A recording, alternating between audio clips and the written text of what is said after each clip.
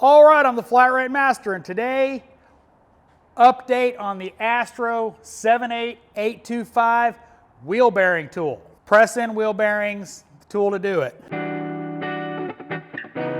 All right, so a couple tips. First off, some concerns. So first off, Billy was using my tool and he was having trouble getting the bearing to press out using the tool. He was using the tool and not the method I use with an air hammer, which is fine, but he ran into a problem where his impact would not move the bearing anymore.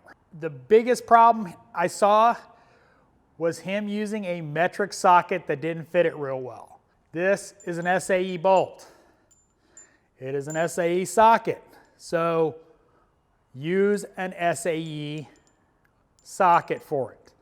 I don't have the size handy with me, but any bit of play is torque loss. So make sure you get the correct size socket for it because it makes a difference. Same with the OTC kit.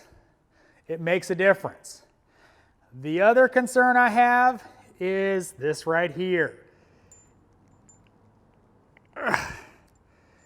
It is starting to gall, which is one of my concerns. And it is galling. It's getting stiff in certain places, and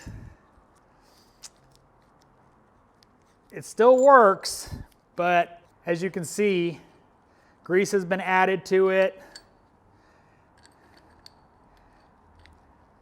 See,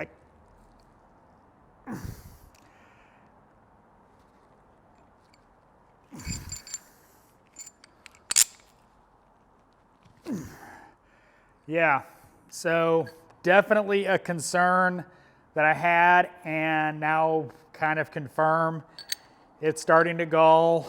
I know they have a warranty on it, and I'll probably get it warranted, but Astro,